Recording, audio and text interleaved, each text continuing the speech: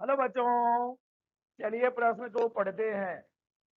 किसी गैस के रुद्धोष्म संपीड़न में गैस को बाहर से कोई नहीं दी जाती, फिर भी गैस का ताप बढ़ जाता है। संबंधित नियम अथवा समीकरण देते हुए इसका कारण स्पष्ट कीजिए। तो चलिए बच्चों, सबसे पहले हम लिख लेंगे मूल अवधारणा, जिस पर कि यह प्रश्न आधारित है। तो बच्चों मैं लिख रहा हूँ मूल अवधारणा। यह प्रश्न आधारित है ऊष्मागतिकी के प्रथम नियम पर। ऊष्मागतिकी का प्रथम नियम, ऊष्मागतिकी का प्रथम नियम। साथ ही बच्चों हमें जानकारी होनी चाहिए रुद्धोष्म प्रक्रम के बारे में कि रुद्धोष्म प्रक्रम क्या होता है। और रुद्धोष्म प्रक्रम में भी हम बात करेंगे संपीड़न की।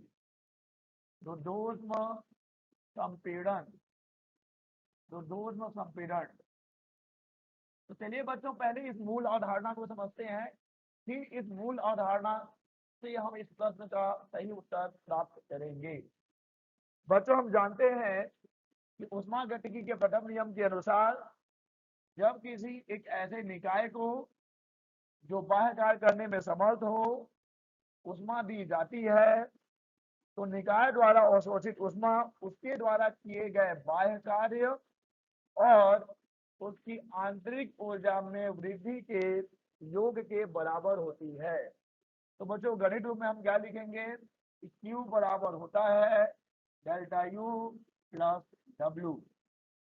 अतः बच्चों कहने का तात्पर्य ये है कि हमने निकाय को जो भी ऊष्मा दी है उस ऊष्मा का एक भाग तो हमें कार्य के रूप में प्राप्त होगा, निकाय हमें कार्य करके कुछ देगा, और जो शेष ऊष्मा है वह उस निकाय की आंतरिक ऊर्जा की वृद्धि में लग जाता है।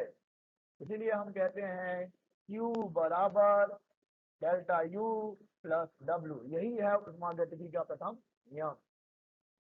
बच्चों बात करते हैं रुद्धोष्म प्रक्रम की, रुद्धोष्म संपीड़न की। देखिए बच्चों, ये जो वर्ड है, ये जो शब्द है रुद्धोष्म, इसका तात्पर्य ये है एक ऐसा प्रक्रम, एक ऐसी प्रक्रिया जिसमें मान लीजिए हमारा एक निकाय है, जिसमें निकाय और परिवेश के बीच में बिल्कुल भी ऊष्मा का आदान प्रदान ना हो। यानी Q का मान क्या होना चाहिए बच्चों? Q का मान 0 होना चाहिए। ना तो ऊष्मा निकाय के अंदर प्रवेश कर सकती है, ना तो ऊष्मा निकाय से बाहर आ सकती है। अतः बिल्कुल भी निकाय और परिवेश के बीच में ऊष्मा का आदान प्रदान नहीं होता है। ऐसे को ही हम कहेंगे रुद्धोष्म प्रक्रम। बच्चों संपीड़न का तात्पर्य ये है कि हम वहां पर क्या करते हैं बच्चों, हम वहां पर निकाय पर कार्य करते हैं। निकाय पर कार्य करने से क्या होगा बच्चों? उस निकाय का दाब बढ़ेगा, उस निकाय के दाब में वृद्धि होगी। तो यहाँ पर जो रुद्धोष्म संपीड़न की बात हो रही है, अतः हम निकाय पर कार्य करेंगे, उसके दाब में वृद्धि होगी। क्योंकि ये रुद्धोष्म है, अतः बिल्कुल भी वहां पे ऊष्मा का आदान प्रदान नहीं होगा। तो चलिए बच्चों, अब हम मूल अवधारणा को समझ चुके हैं।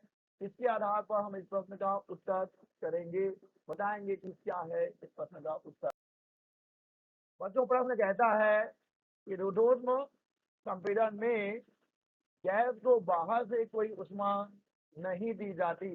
बिल्कुल सही है, रुद्धोष्म प्रक्रम में हम ऊष्मा नहीं देते हैं, फिर भी गैस का ताप बढ़ जाता है। बताना है कि ऐसा क्यों हो रहा है। संबंधित नियम या फिर समीकरण की सहायता से इसका कारण स्पष्ट करना है। तो बच्चों कारण है ऊष्मागतिकी का प्रथम नियम। देखिए Q बराबर होता है,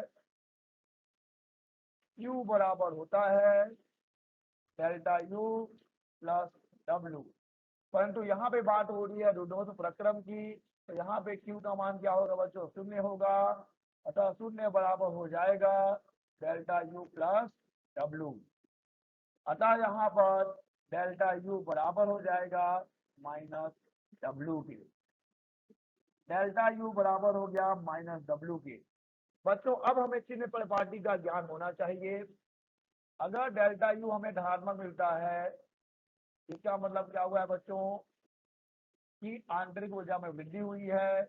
अगर डेल्टा यू हमें ऋणात्मक मिलती है तो हम समझ जाते हैं कि आंतरिक ऊर्जा में कमी आई है। लेकिन यहाँ पर डेल्टा यू क्या है बच्चों, धनात्मक है, अतः आंतरिक ऊर्जा में वृद्धि हुई है। और अब बात करते हैं कार्य की। अगर कार्य हमें ऋणात्मक मिल रहा है, अतः निकाय पर कार्य किया गया है। और अगर डब्ल्यू का मान हमें धनात्मक मिलता है, अतः निकाय द्वारा कार्य किया गया है। बच्चों बात हो रही है रुद्धोष्म संपीड़न की। हम तो देखिए यहाँ पर कार्य हमें ऋणात्मक मिला है, अतः हमने निकाय पर कार्य किया है, ठीक है बच्चों। और यहाँ पर डेल्टा यू धनात्मक मिला है। तो जब हमने निकाय पर कार्य किया है, निकाय पर कार्य करने से उसकी आंतरिक ऊर्जा में वृद्धि हुई है। और हम जानते हैं बच्चों कि निकाय की आंतरिक ऊर्जा में वृद्धि होती है तो वह हमें देखने को मिलता है ताप में वृद्धि के रूप में, ताप में वृद्धि के रूप में।